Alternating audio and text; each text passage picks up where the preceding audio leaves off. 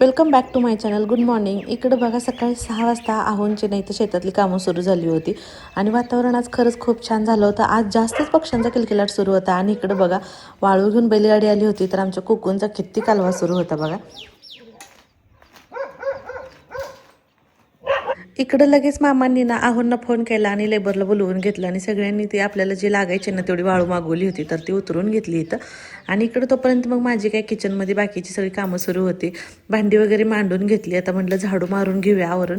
देवपूजा वगैरे मला करायची होती पण आता हे सगळं ना एवढं म्हणजे अशी पावडर वगैरे पडली होती त्याची, पण आता ते साफ केल्याशिवाय तर स्वयंपाकाला बसू वाटायचं नाही म्हटलं. मग सगळ्यात अगोदर इथे देवपूजा करून घेतली. देवपूजा झाली की मग जरा थोडंसं छान वाटत होतं, प्रसन्न वाटत होतं एकदमच.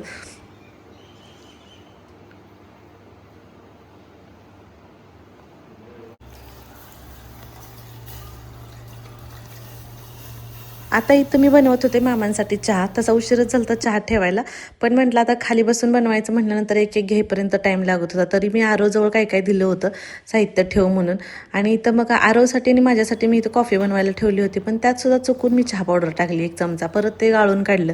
आता म्हटलं चला अगोदर मामांना चहा देते आणि मग दोघंजण कॉफी घेऊया म्हटलं. आहोंना पण ठेवली थोडी, पण आता घेतील की नाही जरा डाऊटच आहे, ते घेत नाहीत म्हणून. आता आरोला देऊन ये म्हटलं चहा. आता खरं सांगू का, उभारून स्वयंपाक करायची सवय लागलेली असते त्याच्यामुळे खाली बसून खायला थोडं अवघडल्याने होतं. आरोला तर कॉफी मात्र खूप आवडली होती, पण आस्था इकडं आपली दूध बिस्किट खात होती तर ते सुद्धा छान लागते म्हणत होती.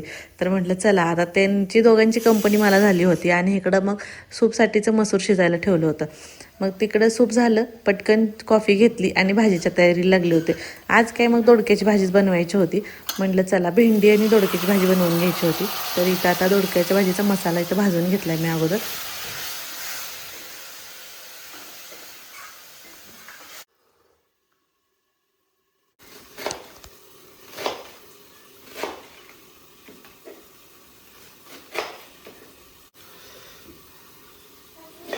आता मामांसाठी आणि मुलांसाठी म्हणून इथे मी भेंडीची भाजी बनवायला लागली होती आणि आम्हाला सगळ्यांनाच होईल म्हणून दोडका पण बनवला होता.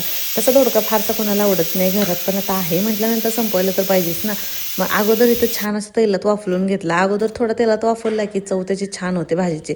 आता इथं भाजी बनवली, त्याच्यामध्ये शेंगदाण्याचं कूट घातलं आणि म्हणतात आता शिजायला ठेवून देऊया. आणि इकडं बाहेर तोपर्यंत आहोंच्या मामांच्या गप्पा सुरू होते तोपर्यंत असता गपचूप आजोबाचा मोबाईल घेऊन बघत बसली होती. आता इथं भेंडी तर बनवून झाली होती माझी. तर म्हटलं चला आता एक एक साहित्य इथं घेऊ.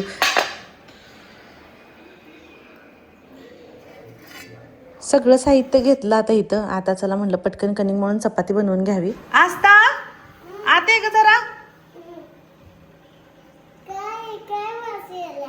कशाचा येतोय, कसा येतोय मग होय का. भेंडी बनवली तुझी. हा बरं मला हे दे ना, त्यातला 1 चम्मच दे आणि पळी एक दे. नाही तर पळी दे नसती, वरच्या कप्प्यात वर चौघडी की हा त्यात दे. थांब आरव, पळी असली हा त्याच्यात आहे बघ. थँक्यू.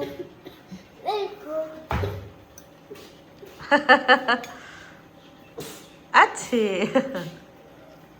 दोडक्याची भाजी तर छान मस्त अशी झणझणीत झाली होती आणि मस्त मऊसूत दोडका शिजला सुद्धा होता. तर म्हटलं आता उतरून घेऊया. आज खरं सांगू का तुम्हाला, बाकी कामाचा म्हणजे कंटाळा येतो ना, त्याच्यापेक्षा सुद्धा आज स्वयंपाक बनवायचा खूप जास्त कंटाळा आला होता. कारण ना असं झालं होतं, आता उभारून आपण कसं पटपट बनवून रिकामं होतं ना, खाली बसून बनवायची सवय नसते आणि एक एक वस्तू तिथनं काढून घेऊन बनवायचं म्हणलं ना, इतके हेलपाटे झाले ना, बस उठ. आता इथं माझ्या पाठीमागे पाठ सुद्धा दिसतोय बघा तुम्हाला. मी पाठ घेतला होता बसायला, पण त्याची उंची झाली जास्त. मला असं वाटायला कंबरवरती जास्त ताण यायला लागला, म्हणजे थोडीशी माझी कंबर दुखत होती आणि मग ते जास्तच वाटायला, म्हणून म्हटलं जाऊ दे खाली मग आपलं मांडी घालून बसून बनवायला लागले. ते पण असं तर मांडी घालून बसले की लाटायला काही जास्त आपल्याला असं अवसन घावत नाही आणि उठ बस करूनच घायला आले होते. आता इकडे तोपर्यंत ना म्हटलं आंबे कट करा, सगळेजण खातील म्हटलं, म्हणजे नाश्ता होईल खायचा. म्हणून मग इथं त्यांनी सगळे चिरले होते बघा. तर काल तुम्ही कमेंटमध्ये मला विचारलं होतं कोणता आंबा आहे, तर हा हिमायत आहे. आणि त्या आस्ताला तर फार आवडला होता. आता सीझन संपला तर आता तिला आंबे खूप जास्त खाऊ वाटत होते. आता माझं इथं चपाती वगैरे बनवून झाली ती, म्हणून मग मी मामांनी आहोनी सगळ्यांनी मिळून आम्ही खाऊन घेतले आंबे तिथं. इथं आता त्यांचं काम सुरू झालं तर पटकन म्हणलं चला शेगडी बाजूला काढून घेतली होती तर त्याच्यावरती झाकून ठेवलं. परत म्हणलं धूळ वगैरे ओढल आणि माझं बाकी बाहेरचं काम माझं भरपूर आहे. आता ह्यांची कामं काही तर आज चालूच राहतील. माझी भांडी वगैरे पडलेत. आरव दादाला म्हणलं वरती काय काम चालू आहे बघून यायचा, शूट घेऊन यायचा. तर आरवला कॅमेरा चालू करून दिला होता, तर त्याचा तो वरती गेला होता आणि तो स्वतःच एकटा कॅमेरामध्ये बघून लाजतोय बघा. त्याची स्माईल बिल बघा कशी लाजत होता तो. बाहेर गेला छतवरती, वरून पण दाखवलं त्यानं बऱ्यापैकी.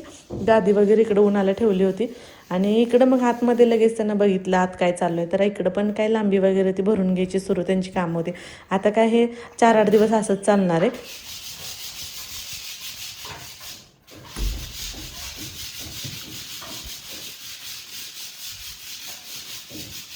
काल बऱ्याच ताईंचे कमेंट आले होते की ताई का काढली फरशी, मागची टाईल छान होती म्हणून. तर हे बघा इकडं पाठीमागं आता क्लिअरली दिसणार नाही तुम्हाला, पण भरपूर अशी ती चिरली होती, जवळजवळ सिंक जवळ गेली होती ती गॅसपासून अशी, आणि असं पूर्ण खराबच झाली होती.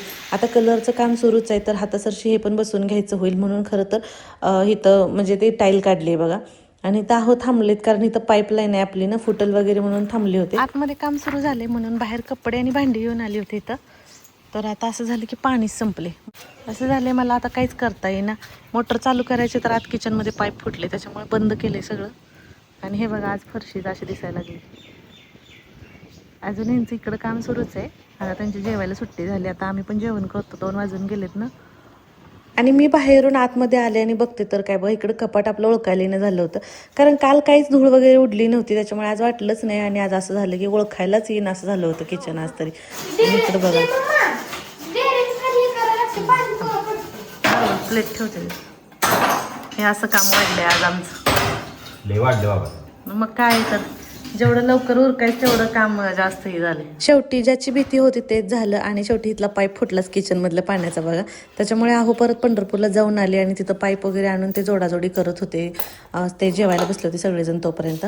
आणि इकडं मंदिराच्या वरती वगैरे बरंच सगळं पडलं होतं, म्हणून म्हटलं बाकीचं राहिलं मंदिर तरी ॲटलिस्ट साफ करून घेऊया, म्हणून मग अगोदर मी मंदिराच्याच साफसफाईला इथं लागले होते. आणि काल बऱ्याच ताईंच्या कमेंट आल्या की ताई उन्हाळ्यामध्ये वगैरे कामं करून घ्यायची नव्हती का, किंवा आत्ती होत्या तोपर्यंत. पण आता हे आपलं घराचं काम उन्हाळ्यातच सुरू केलं होतं, पण आता पेंटर लोक त्यांना बाहेर पण कॉन्ट्रॅक्ट वगैरे असतात ना, ते त्यांच्या सोयीनंच येतात. मग त्याच्यामुळे हे थोडंसं लेट झालं आणि आता मग सगळी धावपळ सुरू झाली होती. हां, धावपळीवरनं आठवलं, बऱ्याच ताई खूप छान कमेंट करतात, पण काही ताईंनी पर्सनल मेसेज पण असे केले होते की सासूबाईंना बोलवून घे, किंवा रोहिणीला म्हटले की आत्तींना पाठवून दे. आता मला माहिती आहे की इथं मला माझी दगदग जास्त सुरू आहे वगैरे इकडं, पण आत्तींचं तिथं बाळाजवळ असणं पण तितकंच गरजेचं आहे. आता राधाची पण तब्येत ठीक नव्हती, आयुषची नव्हती, त्याच्यामुळे त्यांचा तिथं आधार मिळणं जास्त गरजेचं होतं. माझं काही काम होतच राहील ना. आणि एका ताईने तर रोहिणीला मेसेज केला होता की ताई पल्लवी ताईचे व्हिडिओ आत्तींना दाखवू नको, नाहीतर त्या गावी जातील. म्हणजे तुम्ही अशी कमेंट करता किंवा असे मेसेज करताना कधी कधी मग आमच्यात भांडणं लावल्यासारखं होतं ना. असं तुमची काळजी तुमचं प्रेम समजू शकतो आम्ही, पण असे काही मेसेज किंवा अशा काही कमेंट करू नका ज्यामुळे आमच्यामध्ये ना गैरसमज होतील असं. बरं चला ते जाऊ दे. आता इथं वैभव आला होता, अचानक सरप्राईज दिलं त्यानं येऊन. आणि इथं मग काय आहोंचं चेक करायचं चालू होतं, तो पावसात भिजलाय का वगैरे. त्यानं सांगितलं होतं ना पाऊस आलाय वगैरे असतं म्हणून. जरा वैभव आल्यामुळे आमचा पण थोडासा मूड चेंज झाला आणि जरा फ्रेश वाटत होतं, जरा छान वाटत होतं. पण तो पसारा बघून त्यानं डोक्याला हात लावला होता, म्हणलं अगं ताई किती पसारा झाला आहे म्हणत होता. म्हणलं तर काय करायचं, चालायचंच तेवढं, म्हणलं 4 दिवस काम आहे तोपर्यंत. मग इथं जरा थांबलो, थोड्याशा गप्पा वगैरे मारल्या. अजून काही मी स्वयंपाक वगैरे काहीच बनवलेलं नव्हतं, अजून आवरावरी सुरू होती. पण असं झालं की वैभव येताना ना मासे बनवून घेऊन आला होता, फ्राय केलेले असे एकदम मस्त आणले होते त्यानं. मग म्हटलं जाऊ दे, बरं झालं म्हटलं स्वयंपाकाचं टेन्शन गेलं, कारण आता स्वयंपाक करायचा खरंच स्टॅमिना राहिला नव्हता. पण त्यानं घेऊन आल्यामुळे मुलांनी पण आवडीनं वगैरे खाल्लं. वैभव तर उशिरा गेला होता, तो पोहोचेपर्यंत म्हटलं त्याचा कॉल येईपर्यंत बसून काय करू म्हणून कपाट सगळं आपलं पुसून काढलं. धूळच तेवढी बसली होती. तर चला मग कसा वाटला व्लॉग सांगा, आवडला तर सबस्क्राईब करा. बाय.